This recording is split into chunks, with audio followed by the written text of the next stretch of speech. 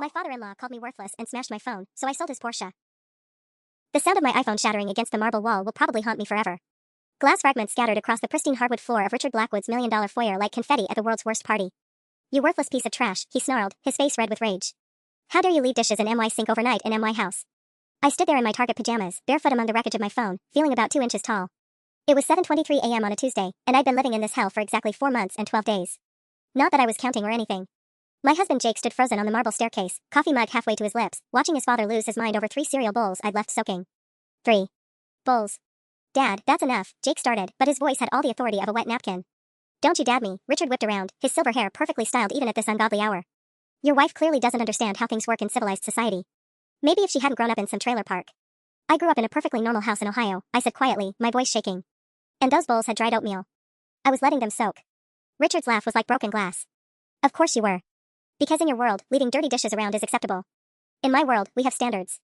This was rich coming from a man whose idea of hard work was playing 18 holes at the country club.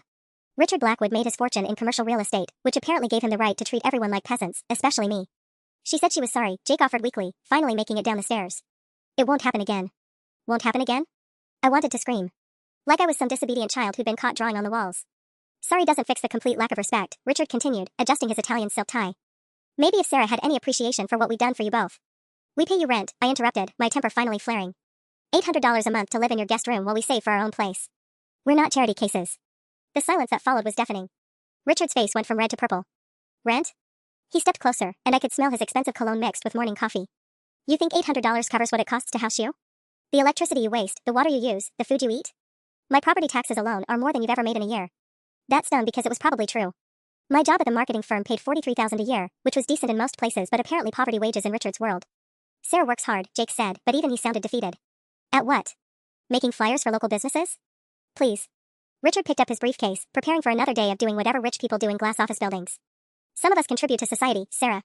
And some of us just take up space. He paused at the door, looking back at the mess of glass and plastic that used to be my phone. Clean that up.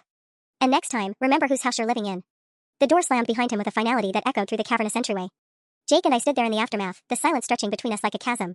He set down his coffee mug with shaking hands and started picking up the larger pieces of my phone. Don't, I said, my voice hollow. Just don't. Sarah, I'm sorry.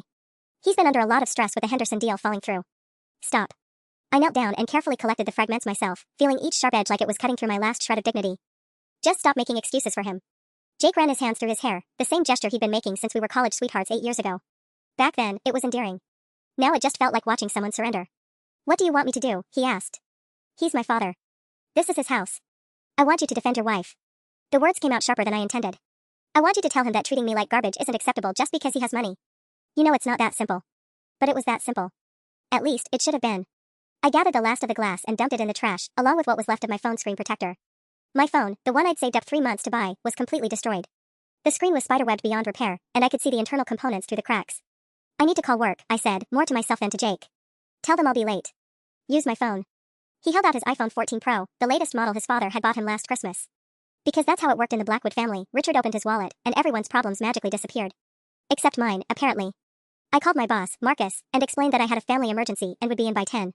He was understanding, probably because I'd never missed a day or been late in the 2 years I'd worked at Henderson and Associates Marketing. Unlike what Richard believed, I actually took my job seriously. After I hung up, Jake was pacing the kitchen, his footsteps echoing on the imported Italian tiles that probably cost more than most people's cars. Maybe we should look into moving out sooner, he said finally. I know we wanted to save more for a down payment, but... With what money, Jake? I laughed bitterly. We have $4,000 saved. $4,000. That won't even cover first month's rent and deposits on a decent apartment around here. We could look further out. Maybe toward Riverside County. And add 2 hours of commuting to my day? Great solution. The truth was, we were trapped. The cost of living in Orange County was astronomical, and despite what Richard thought, we weren't exactly rolling in cash. Jake made $58,000 as a junior accountant, which was good but not escape your father's psychological torture chamber good. I'll talk to him tonight, Jake said, but we both knew he wouldn't. Or if he did, it would be some watered-down version that would change nothing. I looked around the pristine kitchen with its granite countertops and professional-grade appliances that no one ever actually cooked with. 3 bowls. This had all started over 3 bowls that I'd left soaking in the sink. I need to get ready for work, I said, heading toward the stairs. Sarah, wait. But I was already gone, climbing the marble staircase that felt more like a walk to the gallows with each passing day. The hot water in the guest bathroom ran out after exactly 7 minutes. 7 minutes. In a house with 4 full bathrooms and a price tag that could fund a small country's infrastructure, I couldn't even get a proper shower. I stood under the lukewarm spray, letting it wash away the humiliation from downstairs, and tried to piece together what was left of my dignity. Through the frosted window, I could hear the rumble of Richard's Porsche 911 Turbo S starting up in the circular driveway. The sound was deep and throaty, like a purr from some expensive mechanical cat that cost more than most people's houses. $193,000. That's what Jake had told me his father paid for that car, and he'd said it like it was completely normal. Like dropping the equivalent of 4 years of my salary on something with wheels was just Tuesday for the Blackwood family. By the time I got out of the shower, I could hear Jake's Honda Civic pulling out of the driveway. He'd left for work without saying goodbye, probably relieved to escape the tension that had settled over the house like smoke from a fire no one wanted to acknowledge.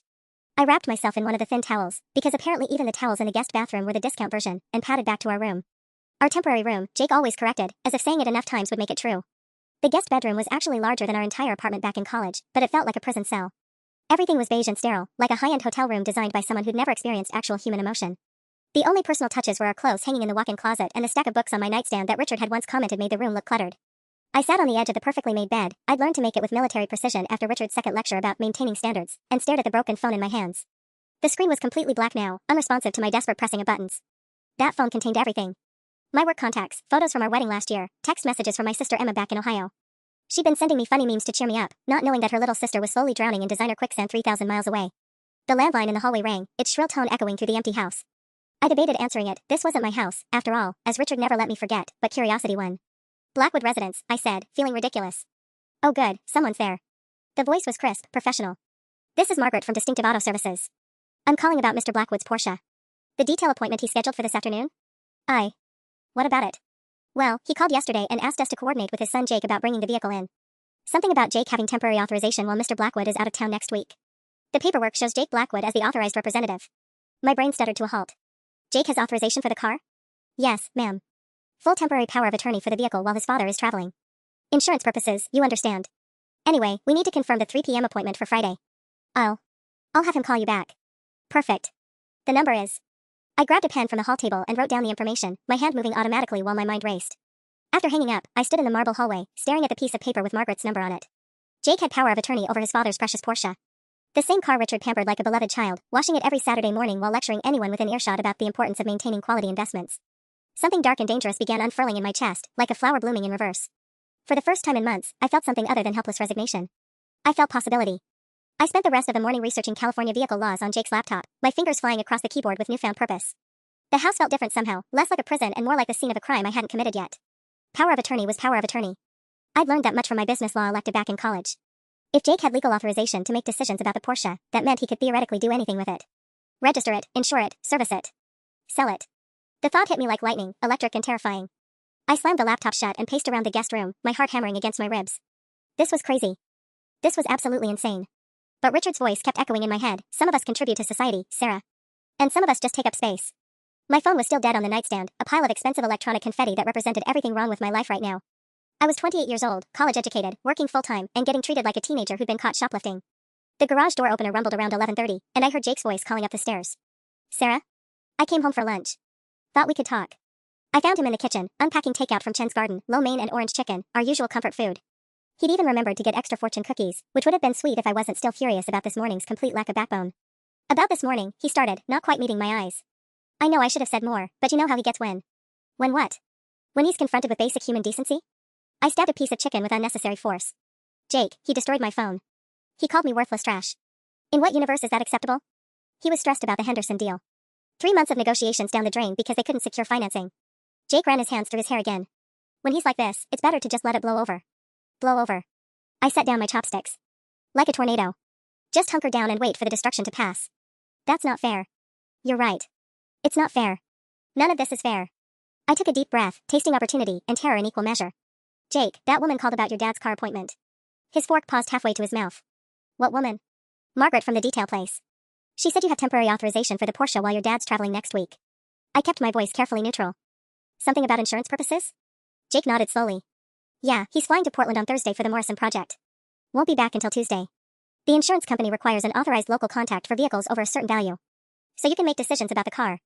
Basic stuff. Take it for service, handle any issues that come up. He shrugged. It's not a big deal. But it was a big deal. It was the biggest deal in the world. How much is that car worth? I asked, trying to sound casual. The Porsche? I don't know, maybe 180, 190. Why? $180,000. Enough money to change our entire lives. Enough to get an apartment, buy me a new phone, and still have more left over than we'd ever seen in one place. Just curious. I twirled lo mein around my chopsticks, my mind spinning faster than the noodles. Must be nice having that kind of money just sitting in the driveway. Sarah. Jake's voice carried a warning. Whatever you're thinking, don't. I'm not thinking anything. The lie came easily, probably because I was thinking everything.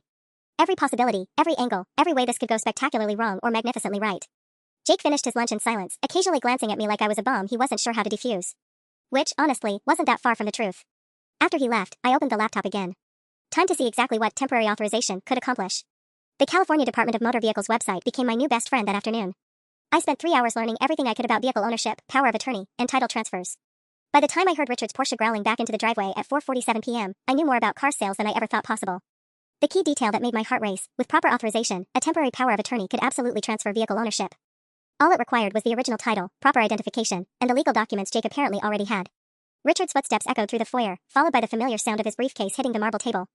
I closed the laptop and tried to look casual, scrolling through social media on Jake's iPad like I hadn't just spent the afternoon researching felony-level revenge fantasies. Sarah. His voice carried up the stairs like a cold draft.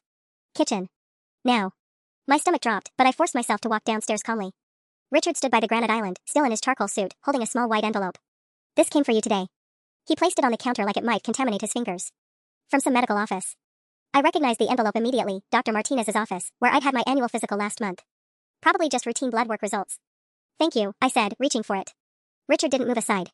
You know, Sarah, I've been thinking about this morning. Here we go. I braced myself for either an apology or another lecture.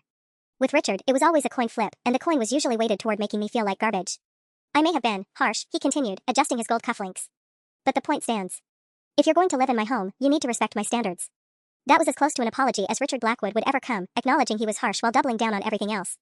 I understand, I said, because arguing would only make things worse. But inside, something was hardening into diamond-sharp resolve. Good. He loosened his tie, his daily armor coming off piece by piece. Jake mentioned you need a new phone. There's an old iPhone in my office drawer, a 12 Pro, I think. You can use that until you can afford your own replacement. The casual condescension in until you can afford your own replacement made my teeth clench. Like I was some charity case grateful for his hand-me-down technology. That's very generous, I managed. It's practical. Can't have you walking around incommunicado. He poured himself 2 fingers of bourbon from the crystal decanter that probably cost more than my monthly salary. By the way, I'll be in Portland next week. Thursday through Tuesday. I trust you and Jake can manage not to burn the house down. We'll do our best. Richard's laugh was dry as expensive wine. I'm sure you will. He headed toward his study, then paused. Oh, and Sarah? The car detailing appointment on Friday has been moved to Monday. Jake has the authorization paperwork if they need anything. My pulse quickened. Authorization paperwork? Insurance requirements. Tedious legal nonsense. He waved dismissively. Jake handles all that mundane administrative work. Builds character. After he disappeared into his study, I stood alone in the kitchen, holding my medical envelope and processing what I'd just learned. Richard would be gone for 5 days. Jake had full legal authorization over the Porsche. And Richard himself had just casually mentioned that Jake handles all that mundane administrative work. I opened Dr. Martinez's envelope with shaking fingers, expecting routine test results. Instead, I found something that made my knees weak. Congratulations. Your pregnancy test came back positive. Please call to schedule your first prenatal appointment. The paper fluttered to the granite floor as the world tilted sideways. Pregnant. I was pregnant. The timing was catastrophic. We could barely afford to take care of ourselves, let alone a baby. And now I was carrying Richard's grandchild while planning to steal his car. I sank onto one of the leather bar stools, my mind reeling. A baby. In this house, with Richard's constant criticism and Jake's inability to stand up for himself. The thought of raising a child in this toxic environment made my stomach turn. But the money from selling that Porsche could change everything. We could get our own place, start fresh, give this baby a real home instead of a guest room in Richard's marble mausoleum. The sound of Jake's Honda pulling into the driveway snapped me back to reality. I quickly picked up the medical paper and stuffed it into my pocket. This was too much, too fast. I needed time to think, to process, to figure out what came next. Hey, Jake called as he came through the side door. How was your afternoon? Did my dad say anything about this morning? He gave me an old phone, I said, my voice sounding strange and distant even to my own ears.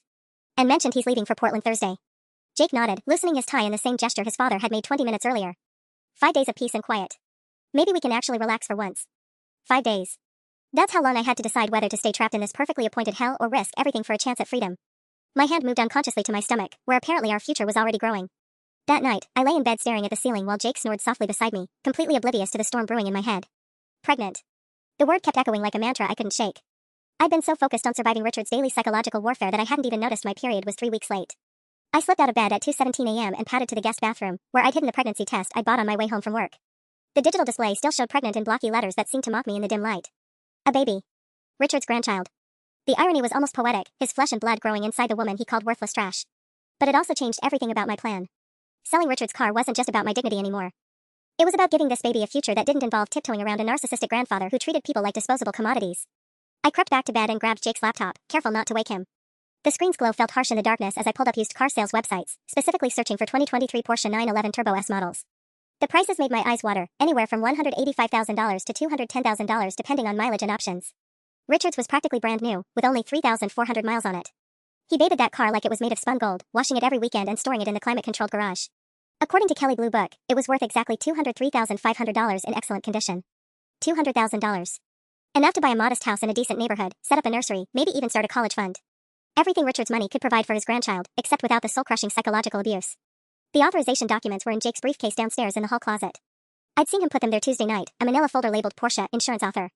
Richard had signed them with his usual flourish, probably never imagining his carefully planned legal precaution would become his downfall. Thursday couldn't come fast enough. The next morning, Jake left for work early, muttering something about quarterly reports. I waited until I heard Richard's morning routine: shower at 6:45, coffee at 7:15, stock market check at 7:30, then the familiar rumble of the Porsche leaving for his office at exactly 7:52. I made myself wait another 20 minutes to be safe, then retrieved Jake's briefcase from the closet. The authorization paperwork was exactly where I'd seen him put it, and reading through it made my heart race. It was more comprehensive than I dared hope: full temporary power of attorney for all decisions regarding the above-described vehicle, including but not limited to maintenance, registration, insurance, and transfer of ownership. The document was notarized, official, and absolutely legitimate. Transfer of ownership. The phrase jumped off the page like a neon sign. I photographed every page with Jake's phone, then carefully returned the documents to his briefcase. My hands were shaking so badly I nearly dropped the folder twice. That afternoon, I called Barrett-Jackson Automotive, a high-end dealership in Newport Beach that specialized in luxury vehicles. I'd found them online, 5-star reviews, immediate cash offers, and a reputation for discretion. Barrett-Jackson, this is Trevor speaking. Hi, I'm calling about potentially selling a 2023 Porsche 911 Turbo S. The words felt surreal coming out of my mouth. Excellent choice in vehicles, ma'am. What's the mileage and condition? 3,400 miles, garage-kept, pristine condition. Arctic silver metallic. I heard typing on the other end. That's a beautiful car. Based on current market conditions, we could likely offer somewhere in the range of $195,000 to $205,000, pending physical inspection. When would you like to schedule an appointment? Actually, the owner is traveling until Tuesday. Could we arrange something for Monday? Absolutely. I have an opening at 2 p.m. if that works. I booked the appointment under my name, my voice remarkably steady considering I was planning what amounted to grand theft auto. Except it wasn't theft if Jake had legal authorization. It was just creative interpretation of temporary power of attorney. After hanging up, I sat in the pristine kitchen surrounded by Richard's expensive appliances and granite countertops, one hand resting on my still flat stomach. In less than a week, I'd either be free or facing criminal charges. But my baby wouldn't grow up being called worthless. That had to count for something. Wednesday evening, Jake came home with Chinese takeout and a guilty expression that immediately put me on edge. He'd been acting strange since our lunch conversation, shooting me worried glances when he thought I wasn't looking. We need to talk, he said, setting the containers on the granite counter with unusual care. My stomach dropped. About what? About whatever you're planning with my dad's car. He pulled out his phone and showed me the screen, my browser history from his laptop. Barrett-Jackson Automotive. California DMV title transfers. Porsche 911 market values. Shit. Jake, I can explain. Jesus Christ, Sarah. He ran both hands through his hair, pacing around the kitchen island. Tell me you're not seriously considering this. Tell me you haven't completely lost your mind. I stood there holding a container of cold lo mein, watching my husband unravel while my carefully constructed plan crumbled around me. Your father destroyed my phone and called me worthless trash. What exactly should I have done instead? Not commit felony theft. His voice cracked on the last word. Do you understand what would happen if you actually went through with this insane idea? It's not theft if you have legal authorization. Sarah, stop. He grabbed the manila folder from his briefcase and slammed it onto the counter. This authorization is for emergencies. Car accidents, insurance claims, maybe a trip to the mechanic. Not selling someone's $200,000 car for revenge. It's not revenge. It's survival. The words came out sharper than I intended. I can't live like this anymore, Jake. And our baby sure as hell isn't going to grow up in this toxic wasteland. The silence that followed was deafening. Jake's face went completely white. What baby? My hand moved instinctively to my stomach. I hadn't meant to tell him like this, blurting it out during an argument about grand theft auto. But there it was, hanging in the air between us like a grenade with a pin pulled. I'm pregnant, I whispered. 8 weeks, according to the doctor. Jake sank onto one of the leather bar stools, the authorization papers forgotten. Pregnant. We're having a baby. Surprise. I laughed, but it came out hollow. Perfect timing, right? Just when we're barely surviving in your father's house of horrors. Sarah. He looked up at me with those brown eyes that had made me fall in love with him 9 years ago. A baby changes everything. Exactly. Which is why I can't just let it blow over anymore. I sat down across from him, the granite island between us feeling like an ocean. Do you want our child's first words to be an apology to Grandpa Richard for existing? Jake was quiet for a long moment, staring at the takeout containers like they held the secrets of the universe. There has to be another way. What way? We have $4,000 saved. Rent for a decent 2-bedroom apartment is $3,000 a month minimum, plus deposits, plus baby expenses we can't even calculate yet. I pulled out my phone, Richard's old iPhone 12 that made me feel like a charity case every time I used it. I looked at apartments today during lunch. Want to know what $4,000 gets you in this area? I showed him the listings I'd bookmarked. Studio apartments in questionable neighborhoods. One bedrooms with black mold warnings. Places where raising a baby would be just a different kind of hell. We could move further inland, Jake said weakly. Riverside County, maybe San Bernardino. And add 3 hours of commuting to our daily life? When exactly would we see our baby between work and driving? I closed the phone and leaned forward. Jake, your father's car is worth more money than we'll see in 5 years of saving. And he treats it better than he treats his daughter-in-law. Because it's his car, Sarah. His property. You can't just. I can't what? Stand up for myself? Refuse to be treated like garbage in my own home? My voice was rising despite my efforts to stay calm. He smashed my phone against the wall. Jake. What's he going to do when the baby cries during his morning stock reports? Jake flinched like I'd slapped him. We both knew the answer to that question, and it wasn't pretty.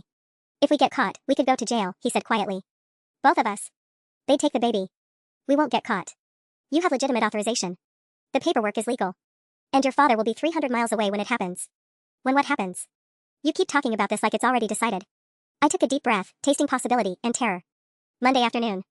I already have an appointment with Barrett Jackson Automotive at 2 p.m. They'll cut a cashier's check on the spot. You made an appointment. Jake's voice was flat with disbelief. Without telling me. I'm telling you now. Sarah, this is insane. This is absolutely fucking insane. He stood up and started pacing again, his footsteps echoing off the marble floors. My father will destroy us. He'll press charges, he'll sue us for everything we have and everything we'll ever have. Our baby will grow up visiting mommy and daddy in prison. Or our baby will grow up in a real home with parents who have dignity and self-respect. I stood too, my hands shaking but my voice steady. Jake, I need you to choose. Really choose, for once in your life. Your father's precious car, or your wife and baby's future. The words hung between us like an ultimatum, which I guess they were. 9 years together, and it had finally come down to this moment in his father's sterile kitchen, surrounded by appliances that cost more than most people's cars. Jake looked at the authorization papers, then at me, then at my stomach where his child was growing. He's leaving Thursday morning, he said finally, his voice barely audible. His flight's at 9 a.m. He'll be gone by 7:30. And you're sure they'll buy it? Just like that? Trevor from Barrett Jackson said they'd have a cashier's check ready within 2 hours of inspection. My heart was hammering so hard I was surprised Jake couldn't hear it.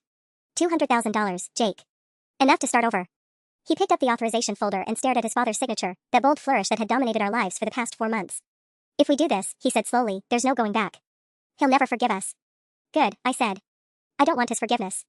I want his car. Jake stared at the authorization papers for what felt like an eternity, and I could practically see the war playing out behind his eyes. Finally, he looked up at me with an expression I'd never seen before, something between terror and determination. Okay, he whispered. But we do this my way. Carefully. Methodically. Like the accountant I am. I almost collapsed with relief. You're really saying yes? I'm saying yes to getting our baby out of this house before my father can poison them against us. He spread the papers across the granite counter like he was preparing tax returns. But Sarah, if we're doing this, we're doing it smart. No room for error. The next hour turned into the most surreal planning session of my life. Jake pulled out a legal pad and started making lists with the same methodical precision he used for quarterly reports. Contingency plans, timelines, potential legal loopholes that could save us if everything went sideways. The car needs to be out of the garage by 1:30 p.m. Monday, he said, scribbling notes. That gives us a 30-minute buffer before your appointment at Barrett Jackson. Our appointment, I corrected. You're coming with me, right? Someone has to sign the paperwork. The authorization is in my name. He tapped his pen against the paper, a nervous habit I recognized from college finals week. We'll need copies of everything, the authorization, the title, my driver's license, proof of insurance. Trevor's going to want documentation. What about the keys? Jake pointed toward Richard's study. He keeps them in the top drawer of his desk, right next to his passport and backup credit cards. Like some kind of trust exercise with the universe. That seems almost too easy. My father's never had to worry about anyone stealing from him before. When you're Richard Blackwood, the world generally bends to your will. Jake's voice carried a bitterness I'd rarely heard from him. Except not this time. We spent Thursday morning walking around each other like conspirators, making small talk about breakfast and the weather while Richard packed for his Portland trip. He was in an unusually good mood, humming some classical piece I didn't recognize while folding his expensive suits into leather luggage that probably cost more than our car. 5 days in Portland, he announced over coffee, checking his Rolex with satisfaction. The Morrison deal should be wrapped up by Tuesday, assuming their financing doesn't fall through like Henderson's did. Sounds promising, Jake managed, not quite meeting his father's eyes. It's worth $12 million to the firm if it goes through. Richard straightened his tie, the same morning ritual I'd watched for months. Sometimes you have to travel to where the serious money is, instead of waiting for it to come to you. The irony was almost painful. While Richard was chasing $12 million in Portland, we'd be stealing $200,000 from his garage. Jake, I'm leaving the Porsche keys in my desk as usual, Richard continued, checking his phone for flight updates. In case of emergencies. Though I can't imagine what kind of emergency would require my car specifically. Of course not, Jake replied, his voice remarkably steady. We'll keep an eye on things. I'm sure you will. Richard's tone carried just enough condescension to remind us we were house-sitting, not homeowners. Try not to burn the place down while I'm gone. At 7:47 a.m., Richard's Uber pulled into the circular driveway, a black town car befitting his status. I watched from the guest bedroom window as he loaded his luggage, briefcase, and carry-on with practiced efficiency. He'd made this trip a dozen times before, but this was the first time I'd counted down the minutes until his departure. Sarah, he called up the stairs. I'm leaving now. I forced myself to go downstairs and play the dutiful daughter-in-law one last time. Have a safe flight, Richard. Good luck with the Morrison project. Luck has nothing to do with it, he said, adjusting his coat. Preparation and persistence. That's how you build real wealth. He kissed Jake's cheek in that performative way rich fathers do, then headed for the door. I'll call when I land. Take care of things here. The town car pulled away at exactly 7:52 a.m., disappearing around the corner toward the freeway and Richard's flight to Portland. Jake and I stood in the foyer, watching through the sidelight windows until the taillights vanished completely. He's gone, Jake said, his voice hollow with disbelief. He's gone, I repeated, one hand unconsciously moving to my stomach. For the first time in 4 months and 18 days, Richard Blackwood's house was actually ours. We had exactly 78 hours until he came back. And in 66 hours, his precious Porsche would belong to someone else. The weekend crawled by with agonizing slowness. Jake and I moved through Richard's house like ghosts, each of us lost in our own anxiety spirals about Monday's plan. Saturday morning, I caught him standing in the garage staring at the Porsche like it might suddenly develop the ability to speak and talk him out of our scheme. Second thoughts? I asked, wrapping my arms around myself against the morning chill. Third and fourth thoughts, he admitted, running his finger along the car's pristine Arctic silver paint. Do you know he special ordered this exact color? Waited 8 months for delivery because the standard silver wasn't distinctive enough. The car was beautiful, I had to admit. Even I, who knew nothing about luxury vehicles, could see why Richard treasured it. The curves were sculptural, almost artistic, and the interior was buttersoft leather in a shade Jake called cognac brown. Trevor from Barrett Jackson called yesterday, I said quietly. Confirmed our Monday appointment and mentioned they had a buyer lined up already. Some tech executive in San Francisco who collects Porsches. Jake's hand stilled on the car's roof. A collector. Someone who'll appreciate it the way your father does. I stepped closer, breathing in the smell of expensive leather and whatever mystical chemicals kept a $200,000 car looking showroom perfect. It's not like we're selling it to someone who'll abuse it. That's not really the point, though, is it? Jake straightened up, his face pale in the garage's fluorescent lighting. The point is we're stealing my father's most prized possession and selling it to fund our escape. When you put it like that, it sounded almost cartoonishly villainous. But then I remembered Richard's voice on Tuesday morning, you worthless piece of trash. The sound of my phone exploding against his marble wall. Your father called me worthless and destroyed my property, I said, my voice steadier than I felt. Now I'm destroying his property and proving my worth. It's poetic justice. It's grand theft auto. It's survival. Sunday was worse. Richard called at 11 a.m. from his Portland hotel, and Jake put him on speaker while we sat in the kitchen pretending to read newspapers like normal people who weren't planning felonies. How are things at the house? Richard's voice boomed through Jake's phone with that particular brand of cheerful authority rich people used when checking on their possessions. Everything's fine, Dad, Jake managed. Quiet weekend. Good, good. I'm having dinner with Morrison tonight, preliminary negotiations before tomorrow's formal meetings. This could be the biggest deal of my career, Jake. $12.7 million in commissions if we can get the zoning variances approved. $12.7 million. The number hit me like a physical blow. Richard was discussing more money than most people would see in 10 lifetimes while I worried about affording prenatal vitamins. That's wonderful, Dad. I hope it goes well. It will go well because I make things go well. Richard's laugh carried that familiar edge of condescension. How's Sarah handling being left alone without adult supervision? I bit my tongue hard enough to taste blood. Even 300 miles away, Richard couldn't resist taking shots at me. She's fine, Jake said tersely. Just reading. Excellent. Well, I should go prepare for dinner. Morrison's bringing his lawyers, so I need to review the environmental impact assessments one more time. These Portland developers are thorough, I'll give them that. After he hung up, Jake and I sat in silence for several minutes, processing the conversation. $12.7 million, I said finally. In commissions alone, Jake confirmed. The actual property deal is probably worth 50 times that. And he can't spare enough decency to treat his pregnant daughter-in-law like a human being. Jake stood up abruptly, his chair scraping against the marble floor. I need air. This house feels like a tomb. We spent Sunday afternoon walking around Newport Beach, window shopping among the boutiques and galleries that catered to people like Richard. Everything was beautiful and impossibly expensive, $1,000 handbags, $1,500 shoes, art pieces that cost more than cars. At a baby boutique called Little Angels, I stopped in front of a display window featuring a nursery set that looked like something from a fairy tale. The crib alone was $3,000, carved from sustainable bamboo and finished with non-toxic organic oils. The matching changing table, dresser, and rocking chair brought the total to $8,500. That's more than we make in 3 months, Jake said quietly. That's what Richard probably spends on wine in a month. I pressed my hand against my still flat stomach, trying to imagine the baby growing inside me. Our kid could have that nursery, Jake. With the money from the Porsche, we could buy the whole set and still have enough left over for college savings. If we don't go to prison first. Monday morning arrived with a kind of brilliant California sunshine that made everything seem possible. Jake called in sick to work with a stomach bug, which wasn't entirely false, since he'd been nauseated with anxiety since Sunday night. At 12:30 p.m., we stood in Richard's study, staring at his desk drawer like it contained nuclear launch codes instead of car keys. Last chance to back out, Jake said, his hand hovering over the drawer handle. No backing out, I replied, though my heart was hammering so hard I felt dizzy. Our baby deserves better than this. Jake opened the drawer. The drawer slid open with a whisper, revealing Richard's carefully organized collection of important documents. Everything was arranged with military precision, passport in a leather folder, backup credit cards in a silver money clip, and there, nestled in a small velvet jewelry box like precious gems, the keys to his Porsche. But as Jake reached for them, his face went completely white. Sarah, he whispered, his voice strangled. Look. Next to the key box was a manila envelope I'd never seen before, labeled in Richard's distinctive handwriting, surveillance system, garage cameras, weekly backup. My blood turned to ice water. Cameras? Jake's hand shook as he opened the envelope, revealing a stack of USB drives labeled by date. The most recent one was from last Monday, 6 days ago. But it was the printed email underneath that made my knees buckle. Mr. Blackwood. Per your request, we've installed the additional motion-activated cameras in the garage. The system now provides 24/7 recording with automatic cloud backup to your secure server. The new equipment is virtually invisible and captures both video and audio from multiple angles. Best regards. Advanced Security Solutions. The email was dated 3 weeks ago. He's been recording everything, I said, my voice barely audible. The garage, the cars, anyone who goes in there. Jake sank into Richard's leather chair, still holding the surveillance paperwork. Jesus Christ, Sarah. He probably has footage of us looking at the Porsche, talking about the plan, everything. My mind raced through every conversation we'd had in or near the garage. Saturday morning when I'd found Jake staring at the car. Sunday when we'd walked through to get to the backyard. How many times had we discussed our plan within range of Richard's hidden cameras? Wait. I grabbed the papers from Jake's hands, scanning the technical details. Look at the installation date, February 15th. But we've only been here since January. The cameras were installed a month after we moved in. The implications hit us both at the same time. Richard hadn't installed surveillance because he was paranoid about break-ins. He'd installed it because of us. Because he didn't trust his own son and daughter-in-law in his house. He's been watching us this whole time, Jake said, his face pale with betrayal. Probably reviewing footage every week, looking for evidence that we don't belong in his precious house. I thought about all the times Richard had made seemingly random comments about our activities, mentioning that we'd stayed up late when we thought he was asleep, knowing exactly when we'd used the pool, commenting on groceries we'd brought home. It hadn't been paternal attention. It had been surveillance. The motion sensors, I said, reading further into the installation report. They activate when anyone enters the garage.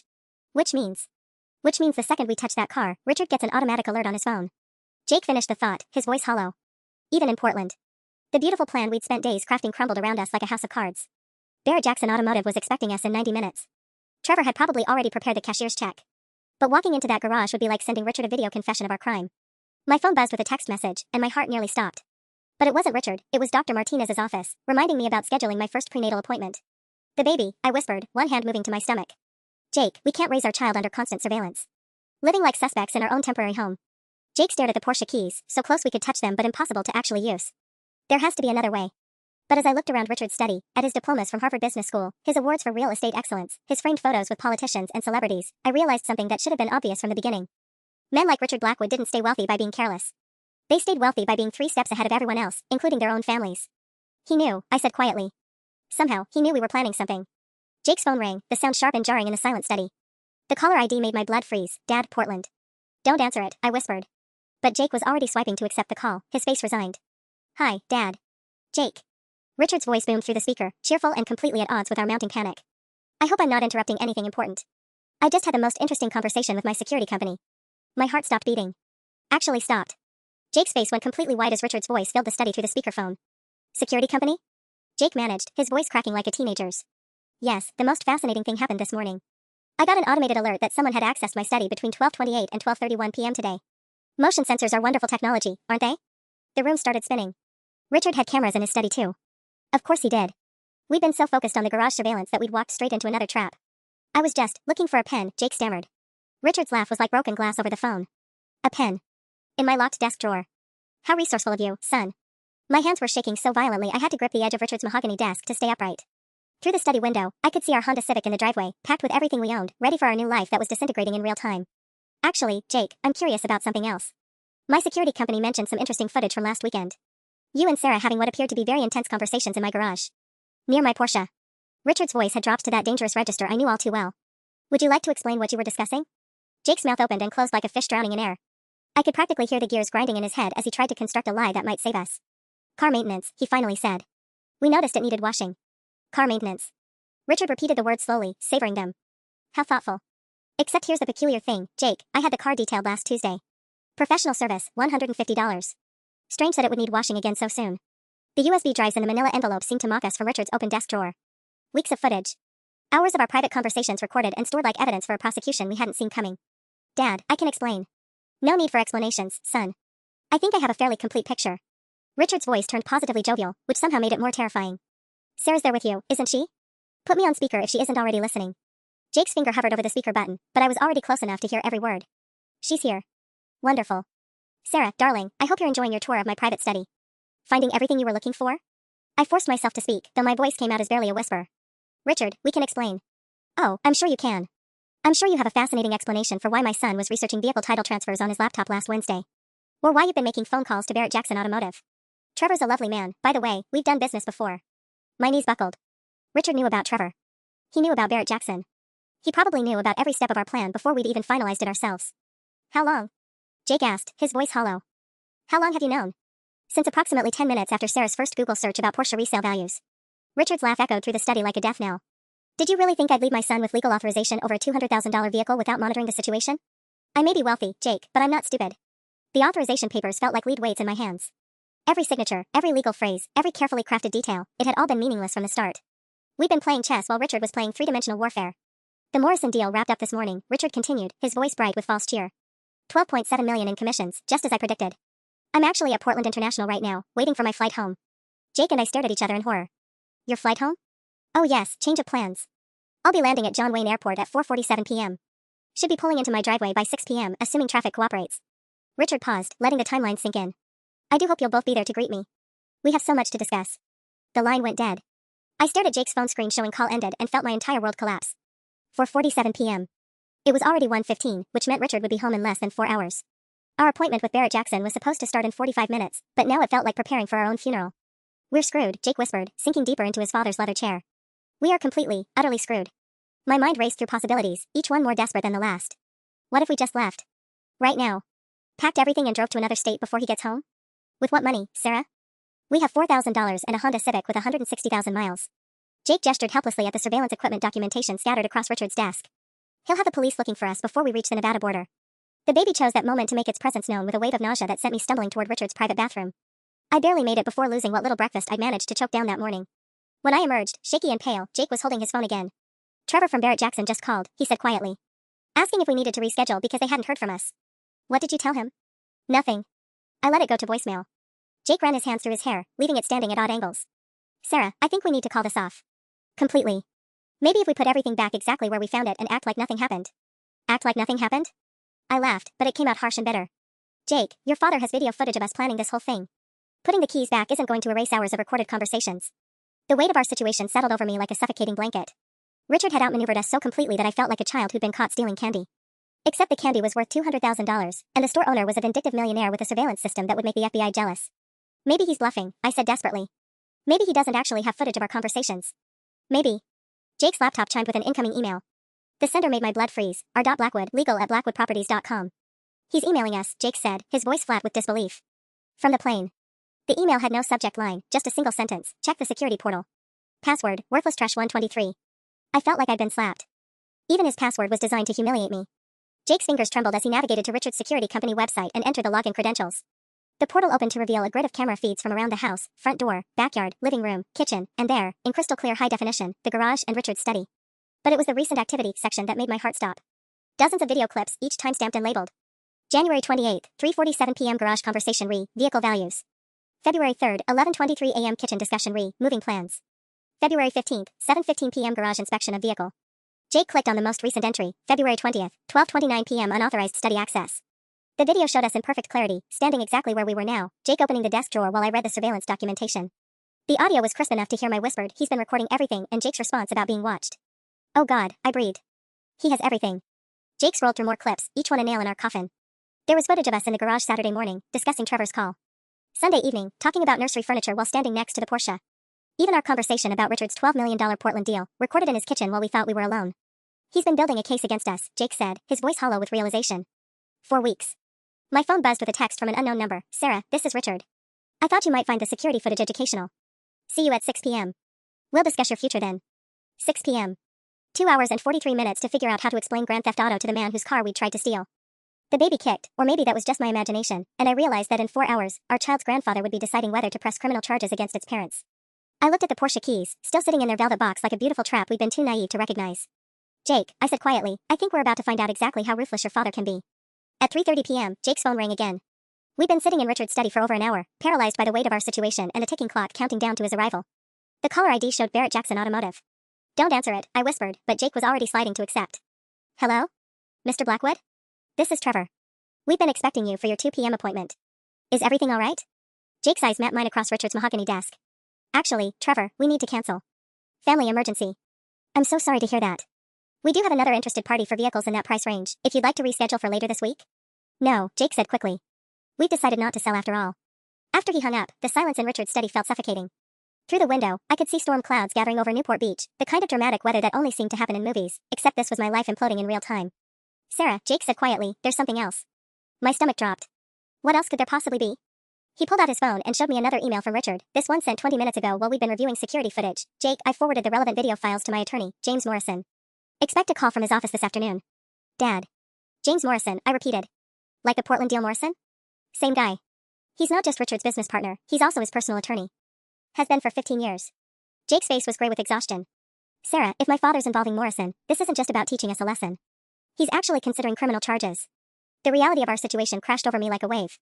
We weren't just facing Richard's anger anymore, we were potentially facing prosecutors, judges, prison sentences.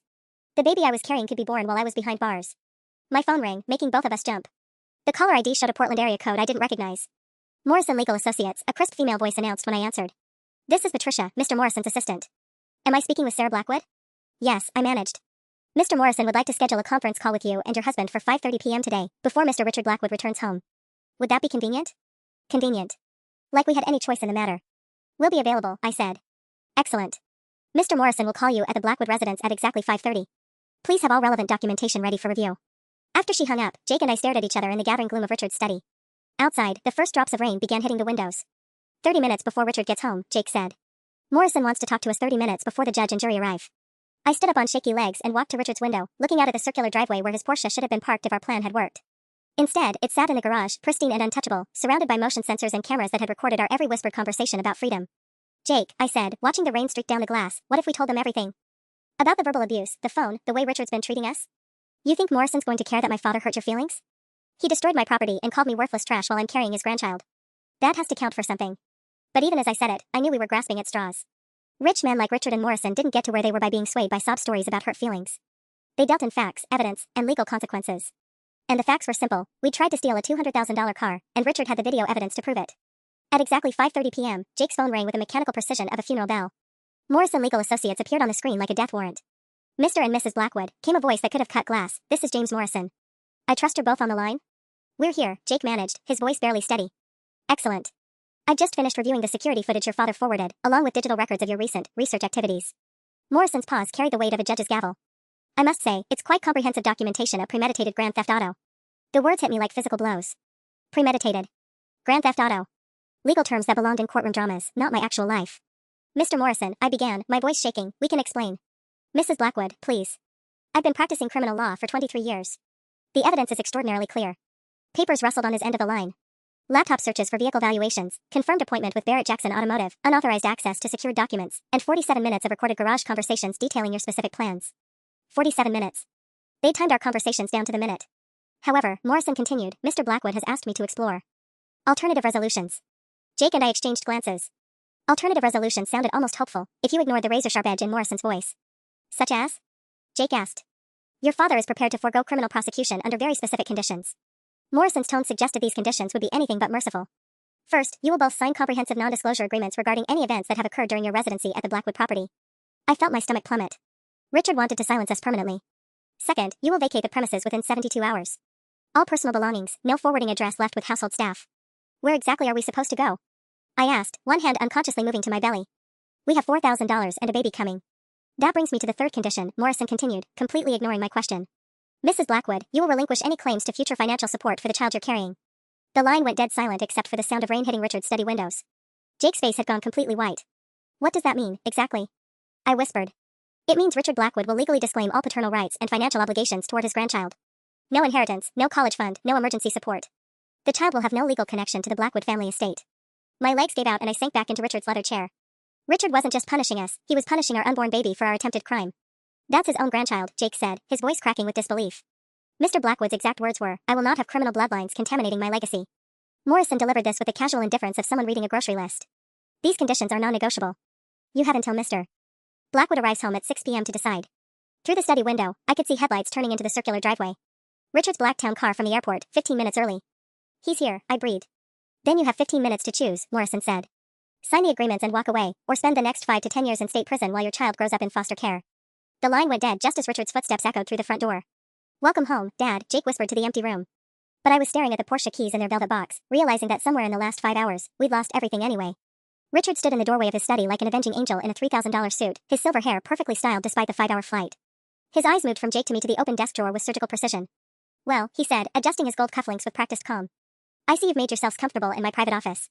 Morrison's voice still echoed in my head, 5 to 10 years in state prison while your child grows up in foster care. But looking at Richard's smug expression, something inside me finally snapped. Not broke, crystallized. Into something sharp and unbreakable. You want us to sign NDAs and disappear, I said, standing up from his chair. Abandon any claim to support for your grandchild. My what? Richard's laugh was like ice cracking. Sarah, dear, children of criminals aren't my grandchildren. They're cautionary tales. Jake flinched like he'd been slapped, but I felt a strange calm settling over me. You're right about one thing, Richard. We are criminals. Attempted thieves, according to your fancy lawyer. Sarah, Jake started, but I held up my hand. But here's what's interesting about your surveillance footage. I walked to his desk and picked up the Porsche keys, feeling their weight. It shows us planning to steal your car using legal authorization documents. Planning, Richard. Not actually doing it. Richard's confident expression faltered slightly. Intent to commit is a lot harder to prosecute than actual theft. I smiled, remembering something from that business law class Jake thought I'd forgotten. Especially when the defendants can afford their own attorney. Which, thanks to your son's careful accounting, we now can.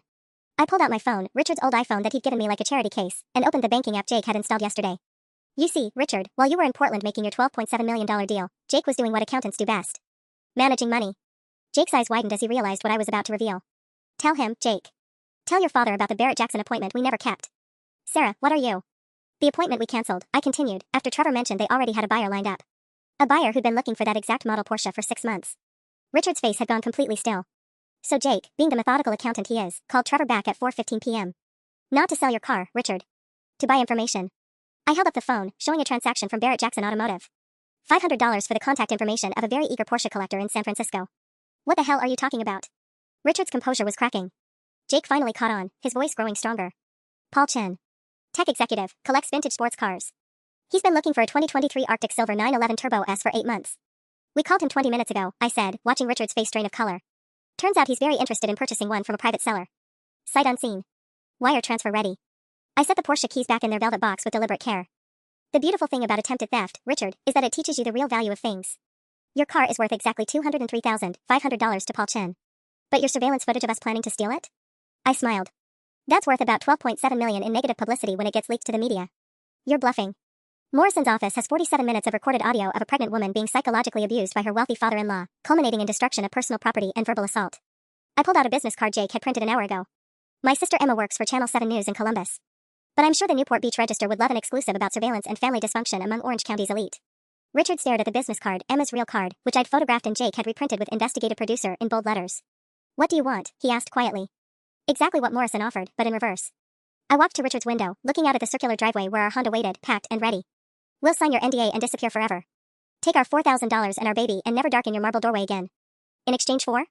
In exchange for a private sale to Paul Chen that never happened. Security footage that mysteriously gets corrupted. And a grandfather who chooses to forget he ever had a grandson or granddaughter.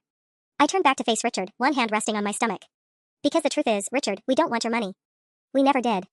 We just wanted basic human dignity. And since you can't provide that, we'll provide for ourselves. Jake stood up, his spine straighter than I'd seen it in months. The papers are ready, Dad. Emma's expecting our call at 8 p.m. Pacific. Richard looked between us, his calculated composure finally cracking completely. Fine, he said. Get out of my house. Gladly, I replied, picking up our packed bags. Try not to miss us. As we drove away in our Honda Civic, Richard's security cameras captured our departure for the last time. But they'd never capture what we'd really stolen, our freedom.